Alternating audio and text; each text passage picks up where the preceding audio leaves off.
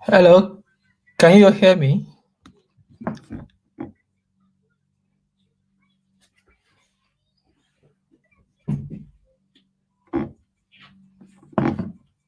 Hello,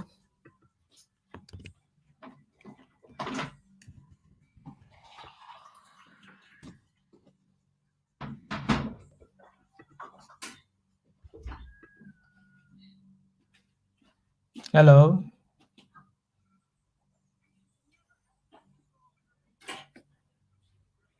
hello, can you hear me?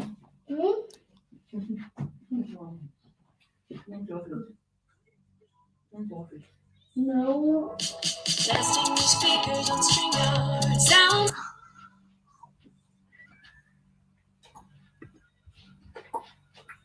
Hello,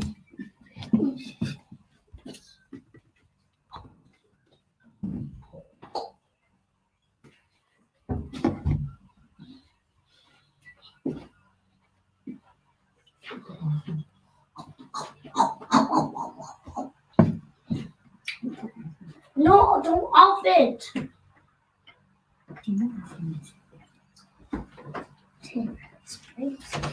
oh, okay. So sorry. I'm just trying to like get. I thought Gideon would be in this chat with me so that we can go ahead together. So, but it's fine. If everyone can hear me, I think that'd be good. If Gideon, if we could just like respond to the private chat so that I can be able to know that okay, yeah, I'm being heard, and that will really be great. So, thanks everyone. It's really amazing to be here. I'm really glad to be part of this session. To take this masterclass in Break into Tech. My name is Peter Ayeni, and I want this session to be.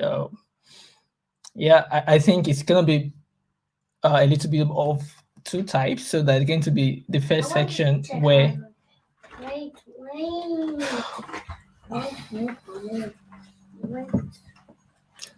Where I'm going to like go through the session, and then after that we can have question and answers.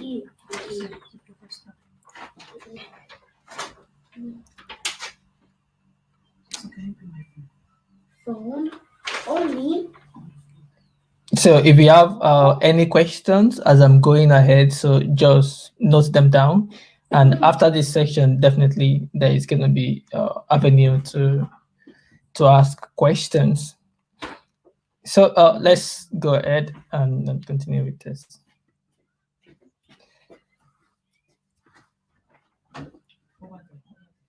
So my name is Peter Ayeni. So what I do is actually I make the world a better place by helping people get started in tech and social entrepreneurship. So over the past 4 years, I've been working with a lot of young people across Africa and Europe and other parts of the world to be able to like inspire young people to get started in technology and also in social entrepreneurship. So in today's talk, basically we are going to be focusing more about information technology and how you can get started with it. So why I do this is because I believe there are a lot of opportunities in the tech industry. So it's really, really huge, and the future is actually technology, and this is actually like the prime time for people to actually like maybe switch career into tech or become a tech entrepreneur or start working in technology itself. So I hope this is going to be like amazing session. So before we move ahead, I would advise that you can follow me on LinkedIn, and also I write a lot on Medium. Also, I write mostly on tech, my own personal journey and experience also. So I think they will go a long way to like help you. So go ahead and check those out. So to get started, so I just like to have this conversation where we have what exactly is tech in the first place. So one thing about technology is that technology is not just related to tech. So technology really is a way for us to make a process better. You understand? So if you can actually create a process that makes something easy for other people to replicate, that's technology. So, for instance, in your house, if there's a kind of work that people do, or there's kind of routine for making breakfast, so then you have this timetable, and then you are able to like, okay, on Monday we have this, on Tuesday we have this, dinner, breakfast, and all those stuff. So when you have all those process outlined, that is the technology you have built for food in the house. Because then if a visitor comes to your house, they can actually take the timetable and they know, okay, on Monday we are going to have this, Tuesday we could have this and this and this. So that is what technology is all about. Technology is all about putting process in place. So it could be applied to anything. So it's just that in this conversation, we're talking about technology in terms of tech.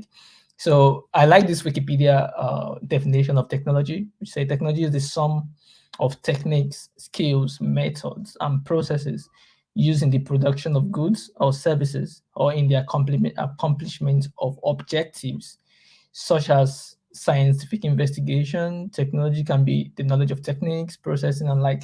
So just like I said, so technology in itself can be like skills that you have. It can be a method. It can be a technique. It can be a process into how to get things done. And technology can be in different form. So, but for the purpose of this conversation, we're going to be having information technology. So, technology as it relates to how we share information, how we relate information. And information technology is just is the use of computers to store, retrieve, transmit, and manipulate data. So I think a lot of us could have had this conversation that says we are in the information age. So because data, some people say that data is the next oil. So because remember in the 19th centuries when the oil boom started, so a lot of countries become multi-rich billionaires come out of being trading oil. So, and then we have the oil boom actually led to the industrial age that we have.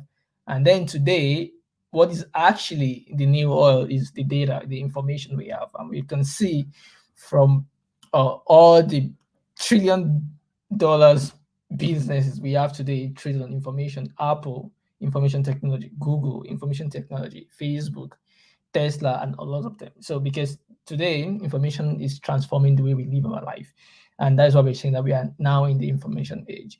So that technology that enable us to be able to like transform information into things that people can pay for, that can add values to life. So is exactly what we are going to be having conversation on today. How can you take part in that process? How can you harness that technology that can make you to transform data in a way that can be useful to millions of people around the world? So, and those technology, like there are a lot of them, but today I'm going to just share a few that I think is going to like make a lot of sense to us in the in things we do. So today there are a lot of technologies that have comes out in the last 20 years that have formed the backbone of what we call information technology today. So, and out of these technologies have been born different careers that we can venture into. So, and the purpose of these break into tech is that to highlight what are the options that people have and how can you get started in it. And that's exactly what the conversation we are going to be having today is.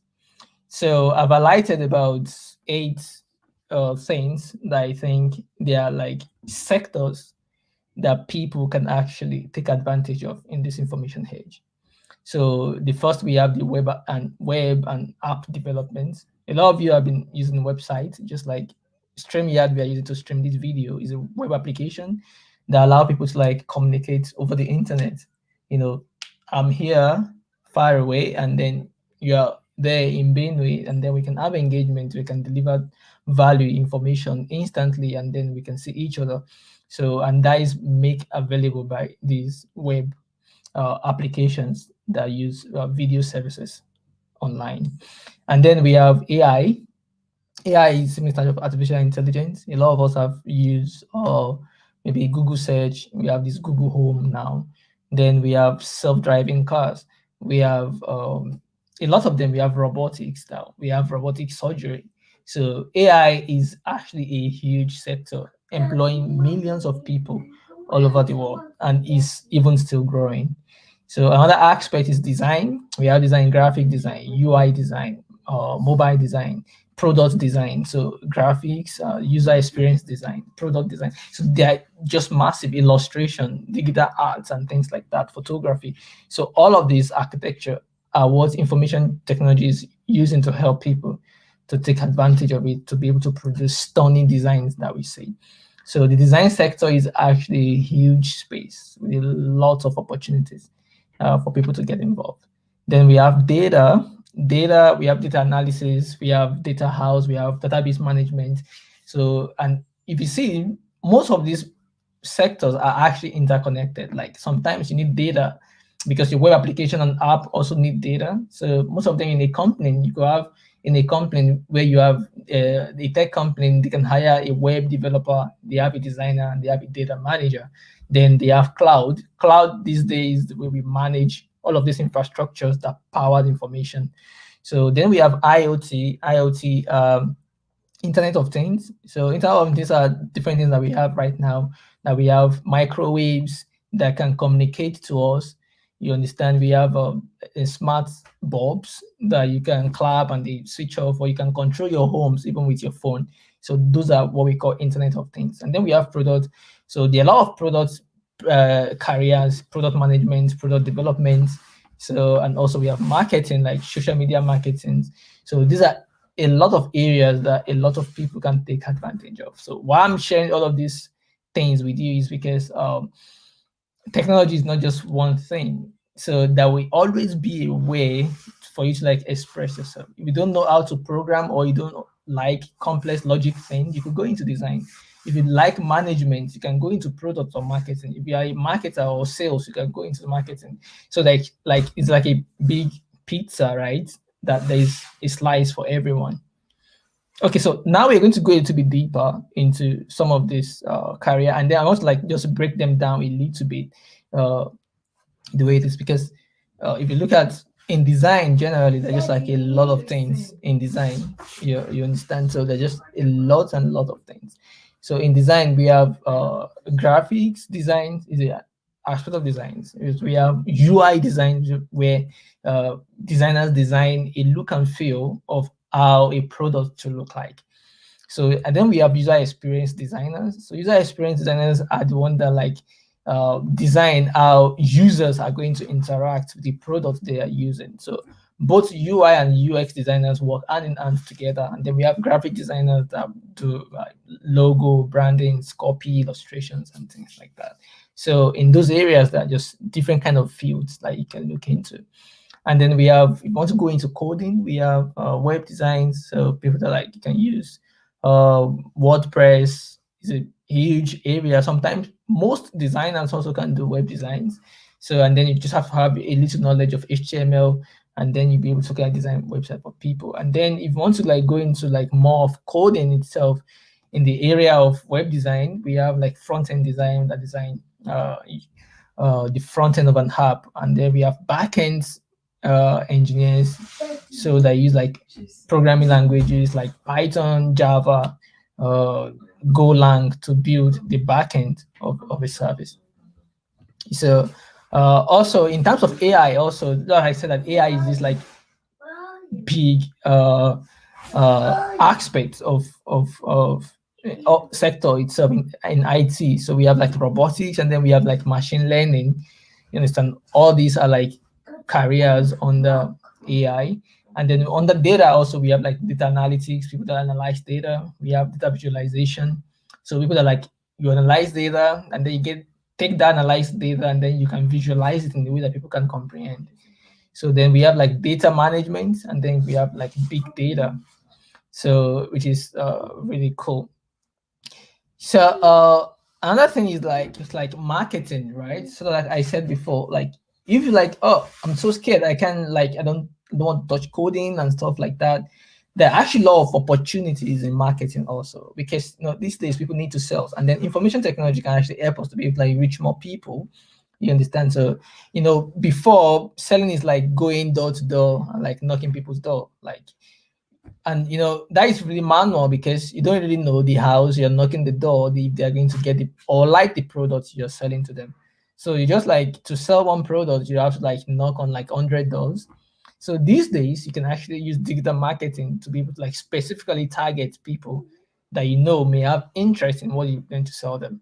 So social media management is really amazing. Communication manager, these are all roles under digital marketing that you could look into. And after that, we have IoT, which is like cloud. IoT and cloud together. IoT is more like hardware design. We have like cloud computing. So if you're interested in like cloud computing, you can look at AWS, Azure, Google Cloud. So all of these are really, really amazing stuff so that you could look into, which is really, really amazing. So great. So I think I've really like the meat of this conversation is to actually like elevate and really like inspire you to be able to like do things differently, and that's exactly what we're going to do. So if you have like any questions based on this section that I just communicated, try and put it to Gideon, and then we will have it in the chat so that I can take note of them. So we're going to the next section now. Okay. So on this next section, what I want to like take out here is everything I've discussed now, all of these big giant what some of you in the group could have heard about these things. Some of you might not have heard of them at all. So, and the idea is this meant for me or just for some extra talented people? Because when we look at technology, like, oh, it's so scary, like, can I do it? So things like that. So that is exactly, and that is the essence of this conversation, right? So is it meant for you? Is there a sector that, or do you have like be a super talented person to be able to like work in tech? So what I would say straight out is this: it's meant for everybody, like for everybody. It's meant for everybody. Like everyone is welcome in tech. The thing is that when you look at something from the outside, it's really, really difficult.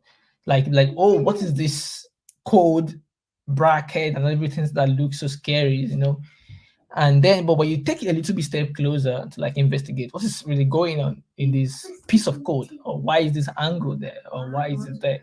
So, and another thing I would like to say is this: like everything that we see in information technologies, all the tech, all the programming languages, all these things are all specifications that are made by human beings like me and you. So people come together and determine like, okay, this angle bracket be this. So everything in the computer means something. So sometimes you just need to like get closer, understand those standards, and then you can use them further to do your stuff. So yeah, let's move ahead a little bit and see. Yeah, so this is one motivation I always have when I want to like inspire people to like start career in technology. What does it even mean? So there is this movie that I love so much. It's called Ratatouille, and there is this quote by Gusto. So Gusto is one amazing chef in this movie, and he wrote a book. And in that book, he made this quote that he said, "What I said is true. Anyone can cook, but only the fearless can be great." So, and I just like this quote is applicable to every aspect of life, really. So if you say to yourself like, so I just like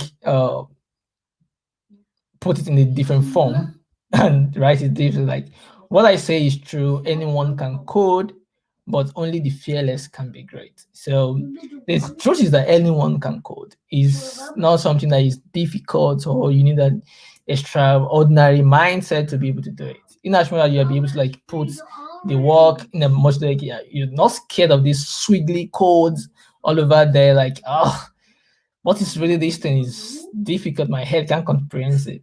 So the thing is like just take a little bit step closer. ask questions, be curious. So, and that's why people say just be fearless about it. There's nothing to be scared about code.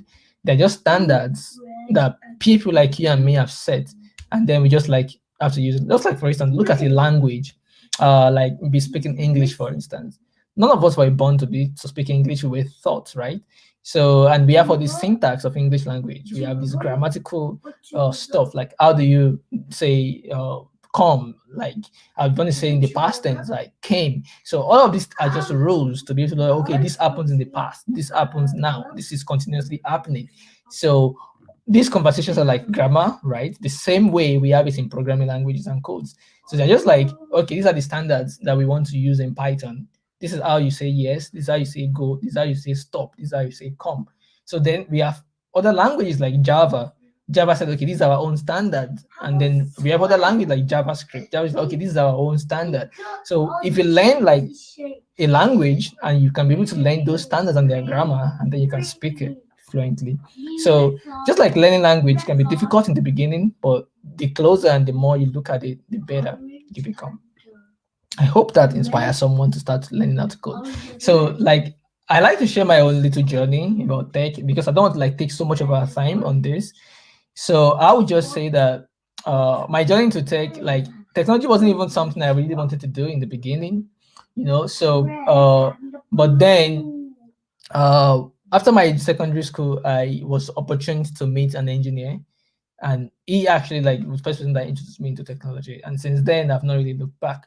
So even though in the beginning I started like doing hardware designs and stuff when I started in tech, but I started teaching myself how to code, programming, design, and graphics and stuff. And today, I've moved from like working in this little cyber cafe and to working in the with big international organizations, build different products for different companies that have done amazing things. So and that's it. So it's not as even I've even started like I was even like teaching myself online how to code to then go to fancy schools learning how to code and everything. But then it doesn't matter how you take it. These days there are just a lot of resources out there to learn how to code on your own without even going studying computer science at all. So because I used to say to people like this is the best time to learn how to code. When I started out then in 2006, it was really difficult, really like very, very difficult because there wasn't so much resources online then to learn for free. But now there's so much resources to learn from.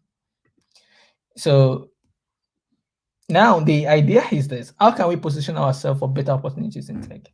So, and this is a conversation that I think will be another meat of this. So if you have made up your mind that okay, I want to learn how to code, I want to go not to learn how to code, I want to venture into maybe design, maybe social media marketing, I want to break into tech. What are the things that you need to do to be able to like put yourself position yourself to be able to like get all these opportunities that is in tech? So I'm going to talk about like 4 pillars that I have used over the years that I know that have helped me a lot. And I'll just like paint a background to this. Why all of these things are very important is this. So in life, what I've discovered is that it's easier to be recommended than to be applying for things. You know, I've seen a lot of people like I just remember recently I was looking back, I was telling to my wife yesterday that I've only applied for job once before, and that was when I moved to the UK. That was the first time I applied for job.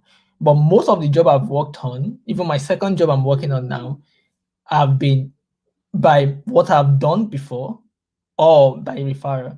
So, and that is what I've been doing. Like when you communicate your own idea, you communicate what you're doing, and that's exactly what this is all about. So the first step is you want to learn, right? You want to learn, maybe I want to learn Python for artificial intelligence or for machine learning. Then you learn. So after learning, what do? You practice what you've learned. So you practice what you've learned, and after you have a little bit confidence in what you've learned, then you build project. So when you build project, then you start what? You start to give back. So the area of giving back here, it's something that a lot of people don't understand. So giving back can be in different ways. So like for me, what I'm doing right now is a way of giving back, like showing people opportunities to be able to learn from what I have learned in the past. You understand? So You learn, you practice, you build projects, and then you give back. In which way do you give back? Like you can start writing articles, you can build projects, small projects, open source projects that solve problems in your community. You understand? You can host a tech community in your own community where you teach people little things that you learn. You don't have to like know so much to be able to teach. You just have to have understanding and willingness to be able to teach others.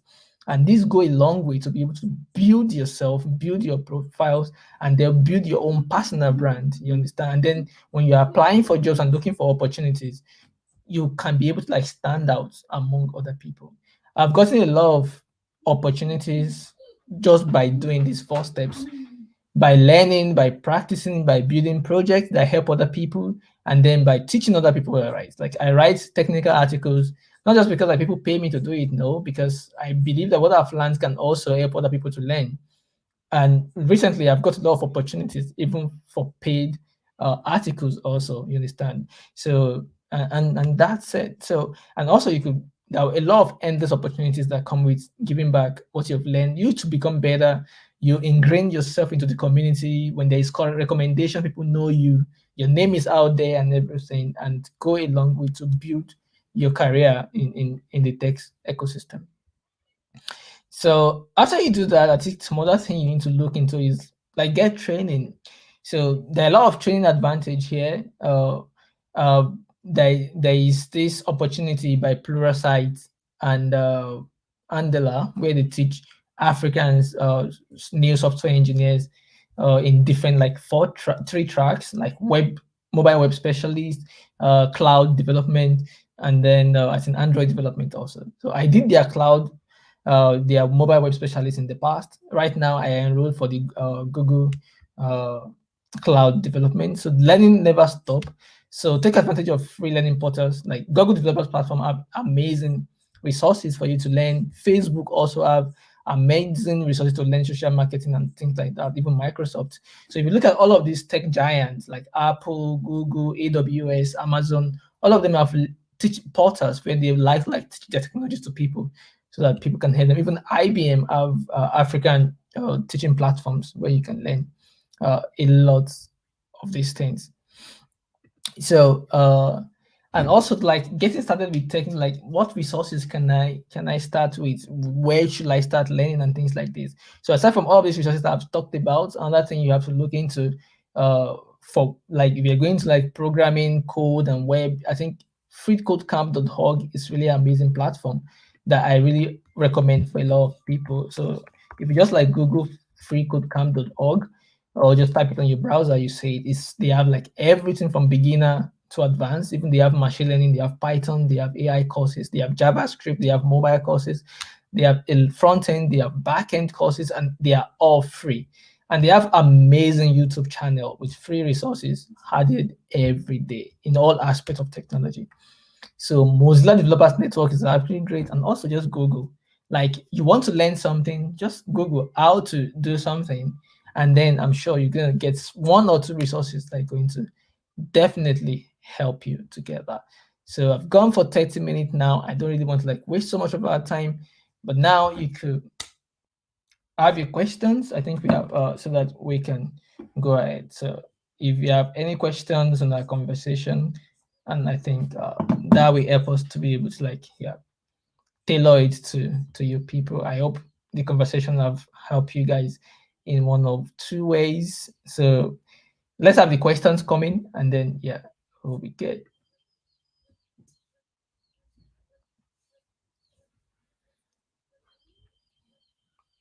All right, so I'll just be here waiting for your questions, and then we can go.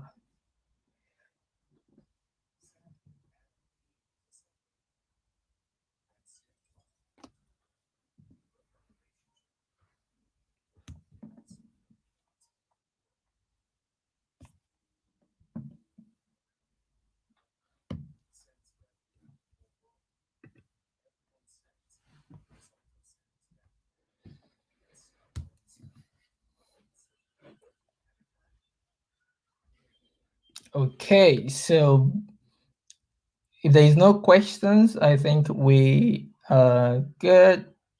We're good. We're good. We're good. So I assume I'm very clear. That's why there is no question.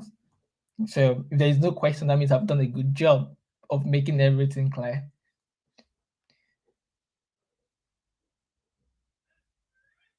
Okay, so uh, I think another thing that I think will be very important is follow me up on Instagram, and I'm sure Gideon is gonna share this my link with you. So I do write a lot from time to time on LinkedIn, and also on my blog I do write also. So follow me up there. I'm most actively on LinkedIn and on my blog, which is really great. So send me a connection. I will definitely accept you. And then if you also have any questions now, you can share here. Just definitely just share with me on LinkedIn. I'll try as much as possible to like respond to them. So thank you very much. I really appreciate the time I have to like have conversation with you guys. And yep, I think that's it then.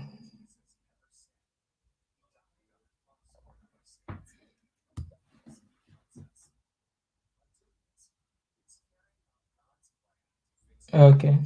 So I think there is one particular question that came in. So Bernard asks, how do I start my graphic design skill from Nigeria for foreign companies? Okay, so if you are Nigerian designers and you want to uh, designs for people abroad, yeah, I think right now the world actually is a global place. So and I know a lot of my friends who are designers who design for people all over the country. So I think number one thing I want you to look at is that your skill level is very very important. So I love Behance. I've been on Behance. You're on Dribble. I know as a designer you'll be on this team. So what you want to do first is try and stock good designers abroad that you think like, oh, these guys are doing an amazing job. So look at what they're doing, see that okay, you're doing a good job, you're doing a polished job. And then what you want to do is create a certain, like if you have a niche of kind of design you're doing, maybe you're into branding or logo or things like that. So try and create some kind of case study. You understand? So when you create this case study designs, maybe two or three is okay. Two minimum at least. Three is better. You understand? So if you do two to three designs, so maybe like a complete brand, and you do all the case studies and everything, then you do for another, maybe for two, three different companies. So and then you put it on Behance and then you put it on Dribble, well presented. So because all these things are going to give you global opportunities and for you to be able to like showcase your work, because having a good portfolio is very, very important. And then when you have your good portfolio, the second thing you want to do is try and sign up on Upwork and Fiverr. It's really amazing. Look at top paying designers on Fiverr. Look at their profile. Look at what they do and how they are able to do it. Replicate and copy. Like it's not like copy word for word, but like replicate and put some tweak on their profile to make your own profile better. And then you create your gigs there. So another thing you want to do very well is your Instagram for a designer is very important. I think you should be on Instagram, and also LinkedIn is also good for global networking. So make sure that you have a top-notch LinkedIn account and your Instagram account. Brand yourself very well. Look for other designers that are doing your own thing. Look at how they set up your Instagram and your LinkedIn and make it well. And then before you know it, you see the searches will always come in. You understand? So it's all about you putting yourself out there. So for instance, look that during COVID-19, some designers use the opportunity to be able to like create something. So try not to be like, you don't have to design alone when you have a job to do. So look at your environment, look at the world space, what is going on. Take inspiration from all those things and create case studies, work and share. And before you know it, people will start to like share your work, like it, and then you start getting your recommendation. You understand? So that's why if you want to like get like a freelance, which is really good. And also network with other people, uh, other designers in other countries, connect with them. You understand? Build relationship with them, join networks of designers abroad, and before you know it, you by so doing, you are building your own personal brand and you are building your reputation. Because what I've noticed is this: getting job abroad or this thing is all about reputation because there's a lot of scam out there. So you have to like present yourself like I am authentic. Then you present yourself as such. I hope that helped. Yeah, I think that's it. I hope that helped. And that goes to everyone else also. Like if you're trying to like get job abroad, you're going to like get foreign companies to work with and everything. Elevate your brand, your personal brand online.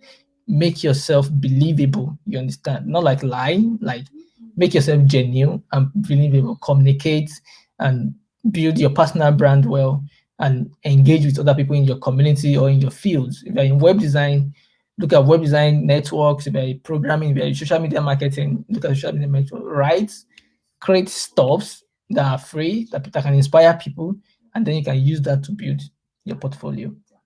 I hope that helped. Is there any other questions? If there's not any other questions, I think we can. Okay, I think that's it.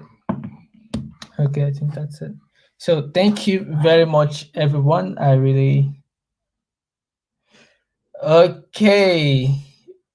Between Corel Draw and Photoshop, which is better? Yeah, I think it depends. I when I started out designing, I started with Corel Draw. Because Nigerian market, then it's Corel Draw. Like a lot of people use Corel Draw in Nigeria. So and then if you design, then you need to give your artwork to printers. Most of them, the separation machine, all of them that use Corel Draw. So it was difficult. When I started using Photoshop, it was difficult for me because when they were printing, then preparing your files for printing with Photoshop was a little bit hard in the beginning. You understand? So, but today I think there are a lot of printers that can, and because there are DI machines now, so DI from your Photoshop to your printer directly. There is no separation and stuff.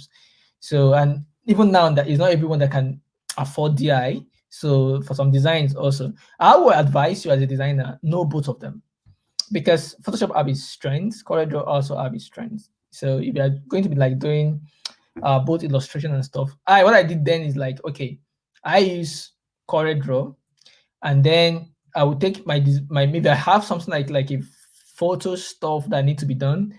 I take it to Photoshop, I enhance it there, and maybe do whatever I want to do with it. Then bring it back to CorelDRAW, and then put my text and everything around it.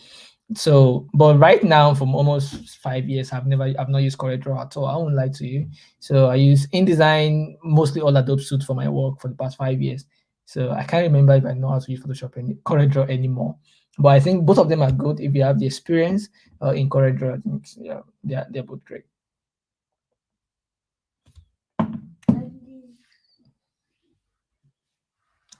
Okay.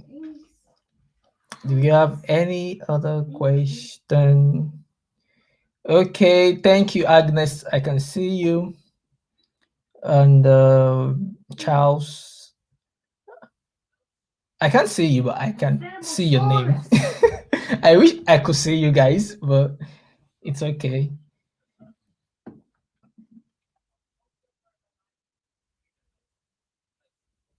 Okay, that's good. So that's good. That'll be helpful. I think on closing notes, what I would say, just like an advice, like add to add advice to everyone in this meeting, in this conversation, bootcamp from yesterday to today. So what I would say to you is this: technology is it have come to stay, and we have seen how technology have transformed the world, like transformed the world in a way that we couldn't expect. And the truth is this: technology is continuing to make people escape poverty faster than anything in the world. If you remember, when oil came in and everything, the government have control of these things. So they decide who have the license.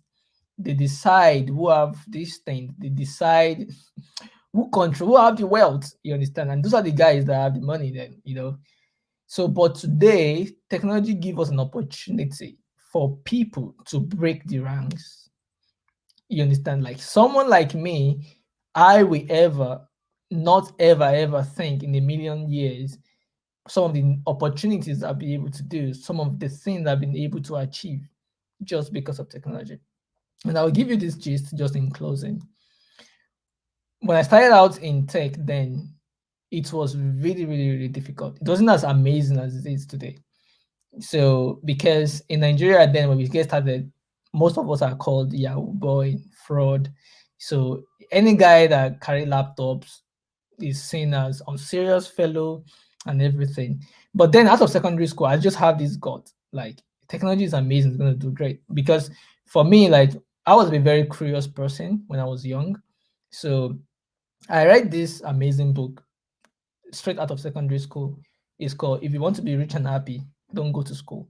So as crazy as that book is, it's like give me some kind of mentality that is really different, you know. And not because I didn't like school, I didn't go to school. I did go to school, but then I went to school with a different mindset. You understand? Yeah, to get Oh, it's spaghetti. okay, I'm gonna get you. Sorry, that's my son Jason. So I went to school with a very different mindset. You understand? To be able to like not just get school, but to be educated in things I'm passionate about. So what I'm trying to bring out of this is this. So when I started tech, then you're like, yeah, you people are not serious. Like people are laughing at you because people even think that what is tech like? Is he working in business center, photocopying, machine typing? You know, those are the things that people like they really see us like people that doesn't know what they're doing. You understand? But over the years, I remember my first job in tech then was in a I think the cyber cafe. I I was being paid 6,500. That was how I started. You understand? So fast forward after that, I've earned salary of millions of naira. You understand? I've done projects of what millions for Union Bank. I've been able to like do a lot of things. I've been able to like win a lot of awards, travel the world for free. You understand? And be able to like win some of the prestigious fellowship in Africa and around the world. You understand? So, and all these things is possible just because of technology. And because there's no barrier in it, it's just about how you can push yourself. You understand? Look at in our Nigerian space now, young people becoming controlling millions of look at Paystack, look at Flutter Waves. You understand? Look at all these businesses springing up, built by young people. You understand? Because the technology space is free. Like you can build amazing business in Nigeria and sell to people around the world. Today we have Nigerians that are controlling, that are are contributing codes to amazing projects around the globe. And it doesn't matter where you are, definitely. And that is the power technology can give it to you. So even though when I started it was difficult, it was seen as a taboo, you understand? But now there is still even more space for people to come in. It's not too late. I started 10 years ago, but then people that even started 2 years, 3 years ago are even making a lot of money now. Like, so it's not even about when you start. If you start today and you give yourself 6 months, I bet you could turn your life around, making millions, you understand, from tech. And it's possible. I'm not like trying to like sugarcoat it. It's just about you putting your effort into it and being determined that okay, I'm going to do these things because the space is just wide, the opportunity is big. For instance, in the UK in 2022, there's going to be over 500,000 shortage of software engineers in the UK alone. You understand? That's just an estimate. So that means there is room for a lot of people. They need software engineers. Look at Dubai. Dubai is giving away 100,000 visas for software engineers and tech people, and it will continue to grow. The beauty of it is you can work anywhere in the world, you understand, and being paid for your skills. So I hope that this encouraged somebody. So it doesn't matter where you come from. I was born in a very remote village in Ogun State, you understand, where, you know, and today I've traveled all over the world and met a lot of amazing people just because of technology. You understand? No connection, no politicians, no rich brother or anything to help you, but because of the skills that you invested in yourself and you do. So that's just my sincere heart to heart advice to you guys, that it's never too late. It's an opportunity for you to like be better, and you can change your life with it and change the life of many other people around you also. So thank you very much, Gideon. You're doing an amazing jobs, Agnes, and all the team that put this together. I wish you guys all the best. And yeah, looking forward to seeing you guys. So thank you very much. That's it.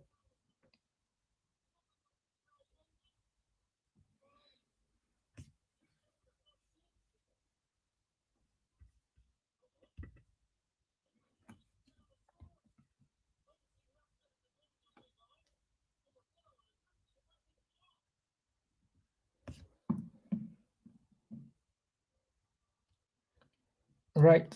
Bye, everyone. Now, thank you.